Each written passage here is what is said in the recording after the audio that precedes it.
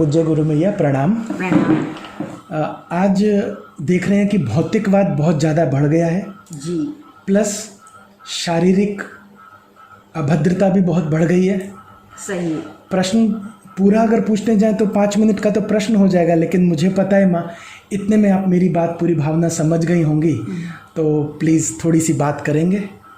बिल्कुल करेंगे। बहुत अच्छा प्रश्न है और पूरे विश्व के यूथ के लिए, पूरे विश्व के लिए ये जो प्रश्न है ये वैश्विक प्रश्न है।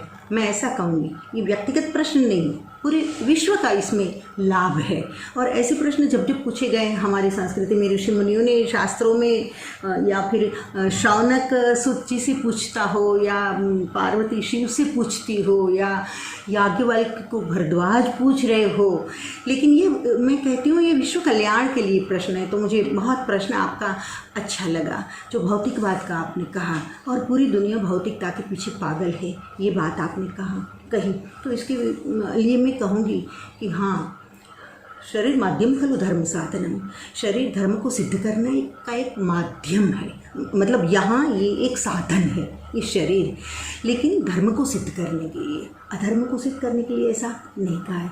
तो भौतिक तो हम हैं ही, भौतिकता का विरोध हम नहीं कर पाएंगे किसी भी हालात में, लेकिन केवल भौतिकता के पीछे पागल हो जाना और केवल भौतिकता को ही देखना, तो मैं ये कहूँगी ऐसे सिचुएशन में आप डिनाई कर रहे हो अपने आत्मा को आप डिनाई कर रहे हो, और बस केवल शरीर को ही देखते हो और अपनी ब्यूटी या अपना मौज शौक भौतिकता उसके पीछे ही आप पागल हो।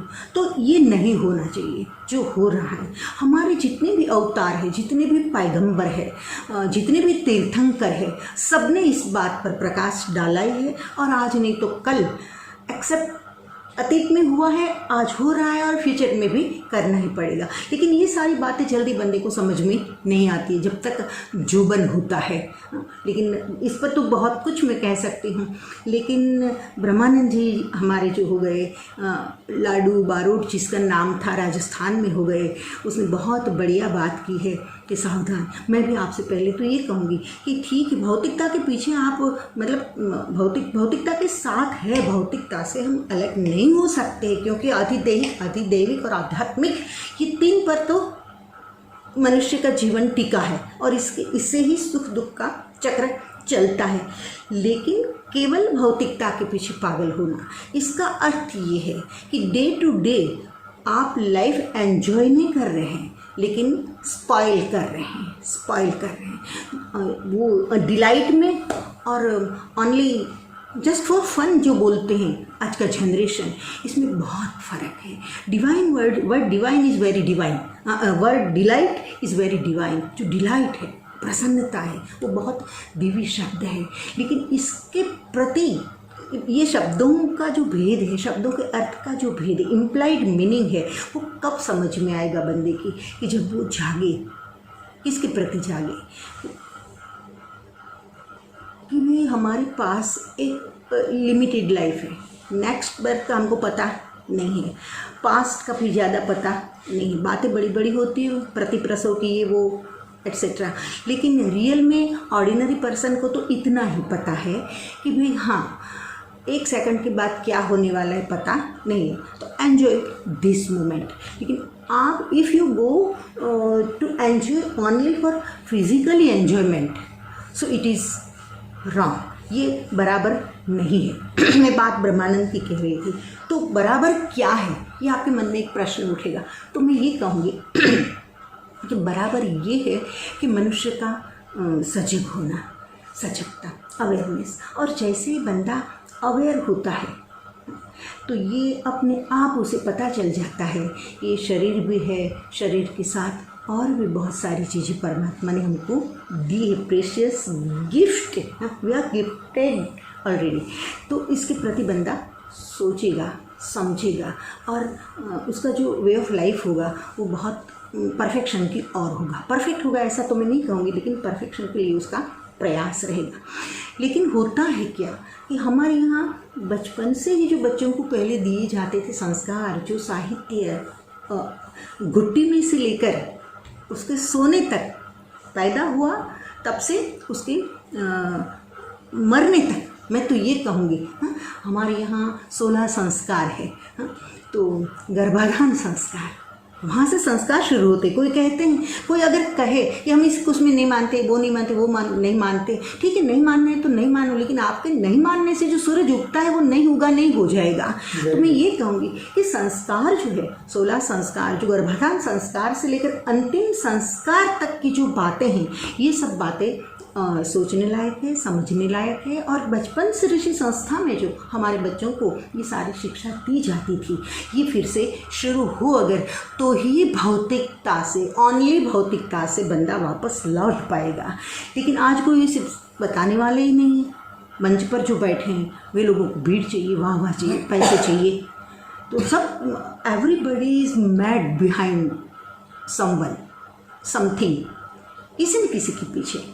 तो अगर हमारा जो दर्शन शास्त्र है, हमारा ज्योतिष शास्त्र है, और ये जितने भी संस्कार है, क्योंकि अंतिम संस्कार तो सबके होने वाले हैं, किसी भी तरीके से हो, उसमें तो मानना ही पड़ेगा, चाहे दफना हो, चाहे गिद्दड़ खा जाए शरीर को, चाहे कुछ भी हो जाए उसका, या पंचमहाभूत किसी भी तरह से डिसइंटीग्रेट होकर पंचमहाभूत में मिल जाए, वॉटएवर, लेकिन अंतिम संस्कार तो होने वाला ही। आप मानो या न मानो, आपके मानने से कुछ फर्क नहीं पड़ता है। जातस्य ही ध्रुव मृत्यु, जिसका जन्म है उसकी मृत्यु है। इस बात का जो ऑलवेज ज्ञान रहे बंदों को, तो मुझे लगता है कि ऑलवेज ये भी उसको स्मरण रहे कि हाँ, मेरा जन्म है तो मेरी मृत्यु भी है। तो ये जन्म केवल भौतिकता के लिए मुझे बर्बाद नहीं कर देना चाहिए। तो जन्म है, इसकी मृत्यु भी है, ये समझ के साथ अगर फर्स्ट स्टेप ऑफ लाइफ जब शुरू होगा बंदे का, तो फिर उसको अनेक मन में प्रश्न उठेंगे, और वे सारे प्रश्न दार्शनिक होंगे, वे सारे प्रश्न दार्शनिक होंगे, आध्यात्मिक होंगे। रोटी तो मिल ही रहेगी, माँ के स्तन में दूध तो दे दिया है भगवान ने, तो उसकी तो चिंता नहीं है। लेकिन बचपन से जो पढ़ाया जाता था, ये बात बहुत महत्वपूर्ण थी। तो बात मैं कर रही थी ब्रह्मानंद जी की। ब्रह्मानंद जी मुझे याद आ रहे हैं, तो उसने बताया है बहुत अच्छी तरह से हमको, एकदम देसी साहित्यिक भाषा में, हाँ, कि जो जल माही लकीर परी। देखो, संतों ने प्रयत्न कहा, वेद से शुरुआत हुई इस परम सत्य की। तो अभी अभी ब्रह्मानंद जी हमारे सामने हो गए 250-300 साल के पहले से भी पहले, और आज तक जो मैं कह रही हूँ, तो nobody can deny it, nobody को डिनाई इट, कोई उसको डिनाई नहीं कर पाया है, किसको, मृत्यु को। तो मृत्यु की जो पहचान, मृत्यु की जो समझ है, रियलाइजेशन ऑफ डेथ, ये जो है वो मरने के बाद ही होगा ऐसा नहीं समझना, वो तो बचपन से जो आपको मिल गए संस्कार तो मिल गए। तो बड़ी अच्छी बात की है ब्रह्मानंद जी ने कि किस तरह से तेरे हाथ में से तेरी आयु जा रही है, तेरी लाइफ जा रही, लाइफ स्पान धीरे धीरे कम हो गए। कुछ दिन पहले मैंने एक भजन लिखा है कि दिन दिन छोटो होत बंदा, दिन दिन छोटो होत। लोग कहते हैं मैं बड़ा हो गया, इतने साल का हो गया, उतने साल का हो गया, लेकिन बर्थडे के दिन हर माता अपने बच्चे को अगर कहे, हर पिता अपने बच्चे को अगर कहे कि बेटा तू छोटो हो, तू जा रहा हो, तेरी लाइफ के जितने भी दिन थे तुझे पता नहीं है, किसी को पता नहीं है, राज भगवान ने अपने हाथों में रखा है, बहुत अच्छी बात है। लेकिन अगर जो ये बात, जो सनातन, ये सत्य, यूनिवर्सल ट्रूथ है, हाँ, nobody can challenge this truth. जो अगर ऐसा बच्चे को बचपन से ही समझाया जाए, कहा जाए, तो अवेयर 100% होगा। ब्रह्मानंद की बात पर हम आते हैं। ब्रह्मानंद जी ने कितनी सरल भाषा में कहा कि जो जल माही लकीर परी वो टलिक टलिक टलिक टली है। हाँ, सुनना ध्यान से कि जो जल माही लकीर परी, गंगा यमुना का ज़बरदस्त पानी की प्रवाह जा रहा हो, और इसमें कोई लकीर खींचकर ऐसे अंगुली से लकीर खींचकर कोई कोशिश करे ये दोनों को अलग कर देना है, तो इज इट पॉसिबल? जो जल माही लकीर परी वो टलिक टलिक टलिक टली, वो तो 1 सेकंड में डिसअपियर हो गई।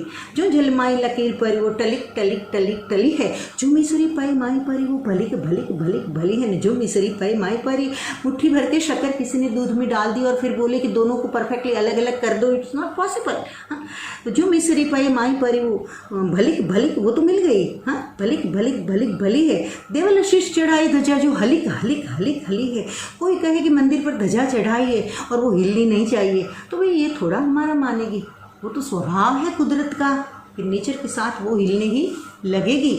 तो देवन शीश चढ़ाई ध्वजा जो हलिक हलिक हलिक हली है। ब्रह्म मुनि त्यों ही देह की आयु चलिक चलिक चली चली है।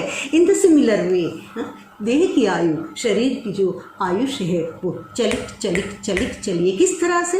जैसे पानी में खींची हुई लकीर इमीडिएटली डिसअपीयर हो जाती है, जिस तरह से हवा में उड़ती हुई ध्वजा, मतलब उसे कोई रोक नहीं सकता। जैसे ध्वजा चढ़ाई और उसका फड़कना शुरू हो जाता है।